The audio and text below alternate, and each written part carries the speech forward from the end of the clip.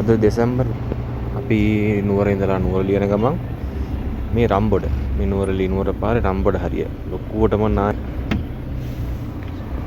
ගෙවල් විතර 40ක් විතර නාය ගිහිල්ලා තිනවා.